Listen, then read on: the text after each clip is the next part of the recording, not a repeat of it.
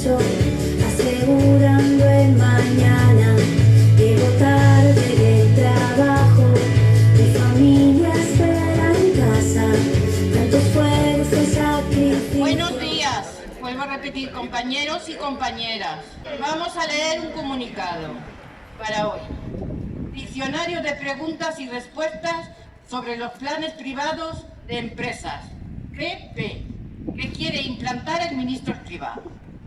¿Qué son los planes colectivos de pensiones de empresa? Conocidos como el segundo pilar del sistema de pensiones. Son planes de ahorro impulsados por la empresa y generalmente aprobados en los convenios colectivos, por lo que la empresa y a veces el trabajador aportan a un fondo unipersonal, un porcentaje de su salario. En los casos que ya existen en España no llega al 5%. Este fondo se podrá rescatar en el momento de la jubilación o de la incapacidad laboral, bien en su totalidad o bien como renta mensual, hasta el momento del fallecimiento. El posible saldo es heredable. Pretenden suponer una pensión complementaria a la pensión pública.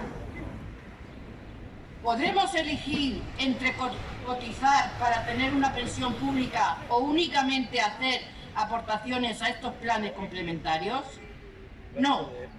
Estas pensiones de empresa, así como las puramente privadas e individuales, son complementarias, es decir, todos los trabajadores por cuenta ajena o autónomos deberán cotizar obligatoriamente al sistema público de pensiones, en las cantidades en cada momento la Administración establece para en el futuro obtener una pensión pública. Actualmente, en el caso del trabajador por cuenta ajena, la empresa aporta un 23,6% del salario bruto del trabajador, el 4,7% el autónomo, unas cantidades voluntarias con un mínimo de 283 euros. El trabajador por cuenta ajena podrá negarse a aportar parte de su salario a estos fondos si la política retributiva de la empresa contratante. En principio sí, pero si un acuerdo de convenio colectivo y la política retributiva de la empresa lo tendrá muy difícil, puesto que sindicatos, administración estarán de acuerdo con este sistema. En la práctica será una obligación para el trabajador. ¿Quiénes gestionarán estos fondos? Empresas autorizadas al AOD y ya un listado previo de quienes podrían ser autorizadas y aparecen como las no grandes financieras, según seguros y banca. En estas empresas habrá un consejo de dirección formado por representantes de la administración, empresa y cotizantes, que dirigirá la práctica inversora de los fondos acumulados, práctica que será a su vez supervisada por los órganos competentes de la administración. ¿Habrá dinero público para poner en marcha el sistema? Sí, aunque no hay acuerdo ni previsión. Es evidente que en sus inicios el sistema ha de nutrirse de aportaciones del Estado para poder sufragar los gastos en sueldos e infraestructuras necesarias hasta que las aportaciones de los trabajadores sean suficientes para mantenerlo. Se producirá así la paradoja de que con dinero de todos se facilitará el negocio de unos cuantos. ¿A qué o a quiénes beneficiará la implantación del sistema? En primer lugar, a las empresas autorizadas por su gestión, que manejarán importantes fondos y cobrarán por su gestión un mínimo de 3 a 1.000 de varios miles de millones de euros. Beneficio asegurado.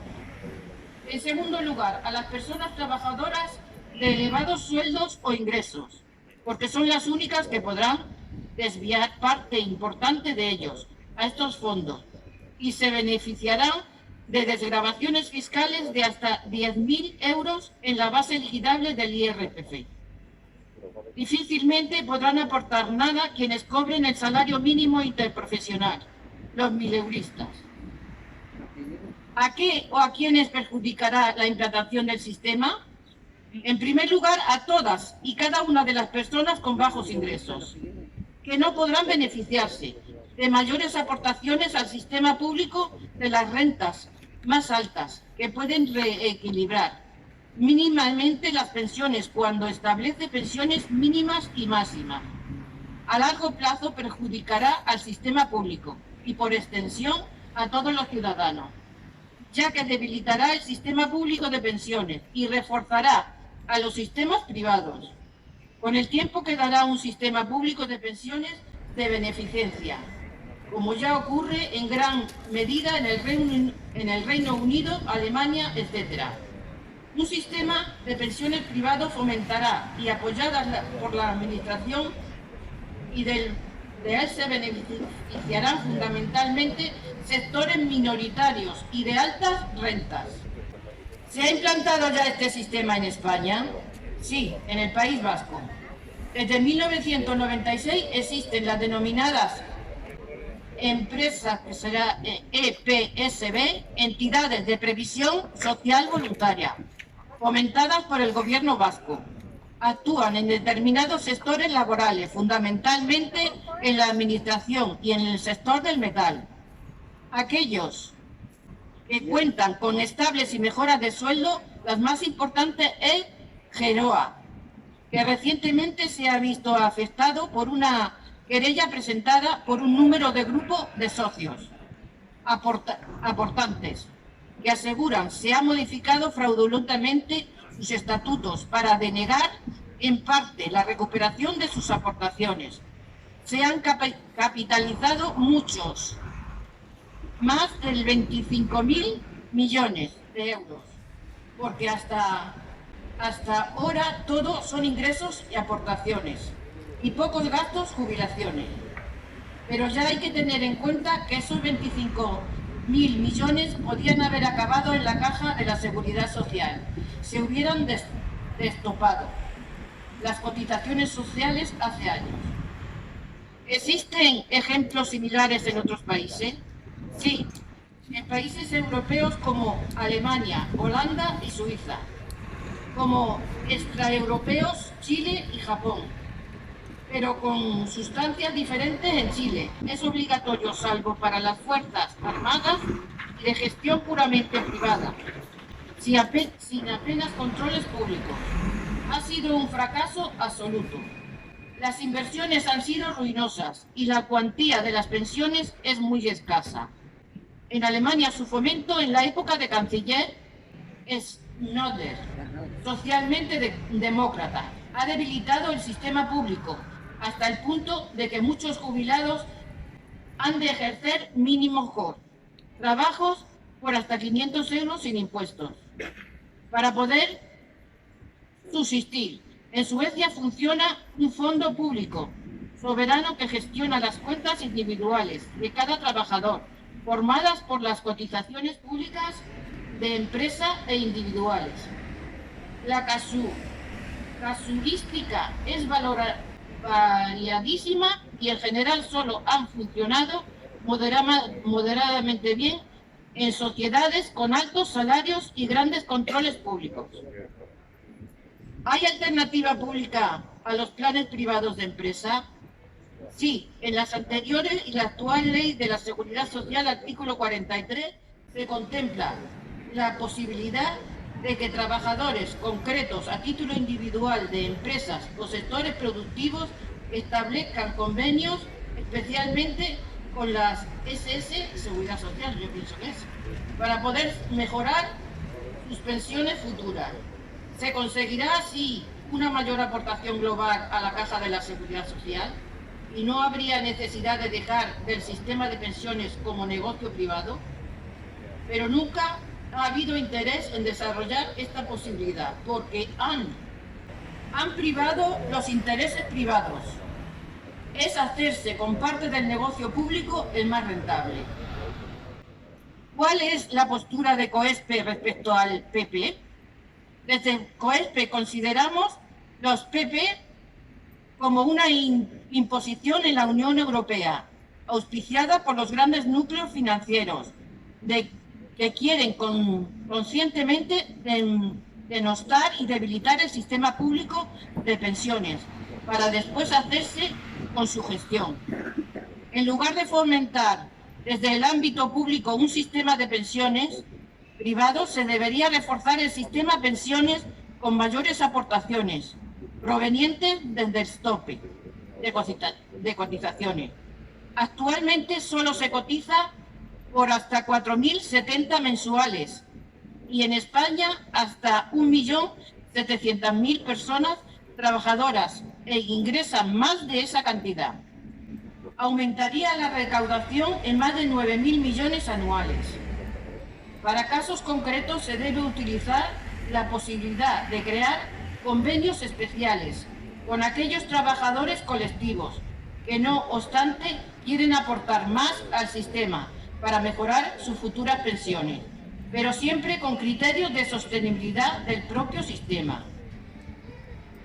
Los planes de pensiones privados, las PP, apoyados con fondos públicos y con rebajas fiscales, suponen el traspaso de rentas bajas a las más altas, produciendo una mayor desigualdad social y a la larga la quiebra del sistema público, que quedará como un sistema residual de beneficencia. Por todo ello, estamos radicalmente en contra de esta implantación. Diciembre de 2021, Comisión Legal. Gobierne quien gobierne. Gobierne quien gobierne. Pues nada, ya saben lo que quieren. Ahogarnos. Quieren ahogarnos. De lo que se trata es, en el sistema público de pensiones actual, es un montante de alrededor de 115.000 millones de euros al año que cotizan trabajadoras y trabajadores. Es mucho dinero, y con esto, claro, ese dinero pasaría a manos de bancos, para que lo gestionen bancos, fondos financieros o empresas privadas. O empresas privadas del IBEX 35. ¿Qué sucede con esto? Que puede pasar lo que pasó en Chile, que desde Pinochet los famosos corralitos neoliberales de la escuela de Chicago, Pinochet les llamó y crearon, fueron los gestores del sistema económico de Pinochet, y desde esa época se implantaron estos sistemas privados de pensiones, y hace 3 años entró en quiebra los fondos que gestionaban el dinero que habían aportado las trabajadoras y trabajadores chilenos. Se fueron al garete, se llevaron el dinero que se había aportado, y los pensionistas y las pensionistas, los trabajadores y trabajadoras que llegaron a su edad de jubilación después de eso, se quedaron con una mano delante y otra detrás, en cuero. Les robaron el dinero y se quedaron sin pensión. Y es lo que está sucediendo con estos sistemas en todos los países que se ha implantado, que se sabe que es contraproducente. Pero lo que interesa a la Unión Europea y al Banco Central Europeo, porque tenemos que recordar que el Banco Central Europeo no es un organismo democrático. Eso, la dirección del banco y toda la gente que trabaja en el Banco Central Europeo se designa a dedo. Y normalmente quien más dedo pone es el canciller de turno de Alemania, porque el que más aporta a la economía y al Banco Central Europeo es Alemania, por su poderío económico a nivel mundial. Y entonces siempre está el Banco Europeo sujeto a las decisiones que tome el ministro de Economía alemán, el canciller alemán y en última instancia el Bundesbank alemán. O sea que nosotros no pintamos y una mierda, hablando en castellano de Valladolid. Entonces, como decía Guadalupe al principio, la gente está aplaudiendo con las orejas que van a subir un 2,5, ¿sabes? Pero muchísima gente, y lo más penoso del tema es que entre esa gente se encuentran los sindicatos mayoritarios, o sea, comisiones obreras, UGT, que no pueden hacer otra cosa. Yo les entiendo su postura.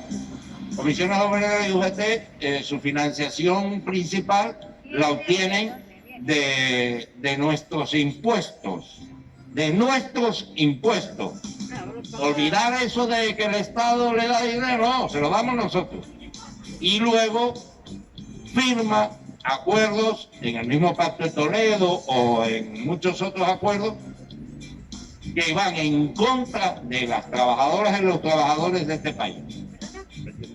Es lo impresentable del caso, ¿sabes? Entonces hay que aclararle a la gente bien clarito, y esto no es ir en contra de nadie, porque se suele tomar todas estas cosas que uno dice como que uno está en contra de alguien.